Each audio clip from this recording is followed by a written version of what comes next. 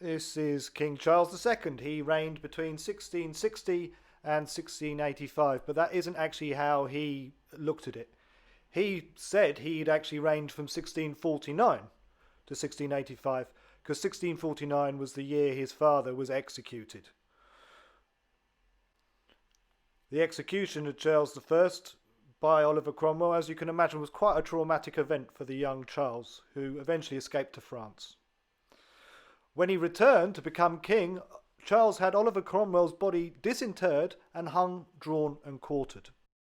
As well as his understandable hatred of Oliver Cromwell, Charles II also hated the city and what he called the city mob. He blamed them for his father's death. Some people suggest this lack of sympathy for the City of London was why, after the Great Fire, Charles declared the fire an act of God. This legal declaration meant that no insurance was payable. Tenants would have to continue to pay their rent and shoulder the cost of rebuilding their homes. This was obviously a devastating blow for the city. Charles's declaration was met with bewilderment and disbelief in the city.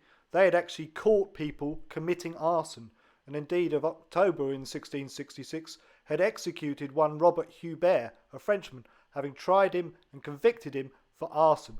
They believed they had people were responsible for starting the fire.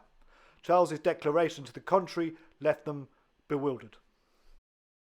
Charles's determination to rule the fire was an act of God, despite evidence to the contrary, good evidence to the contrary, left many people in the city utterly bereft.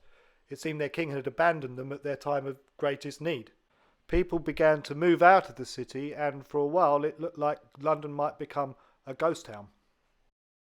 This depopulation almost created the opportunity for London to be rebuilt from scratch to a new street plan that was supplied very quickly by Sir Christopher Wren.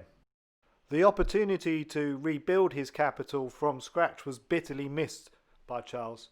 He never really forgave the city for what they'd done, and perhaps this is why a few years later, as London was getting itself back on its feet, in 1672 the king announced he would no longer pay any of his debts to some of the principal bankers in the city.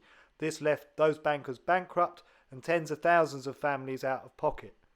This is another indication of the love King Charles II had for the city of London and its people. And of course, we're taught none of this in school. If you'd like to find out more, there are a few other videos on this channel, and I'd really like you to read my book, Architecture of Power. Thank you for listening.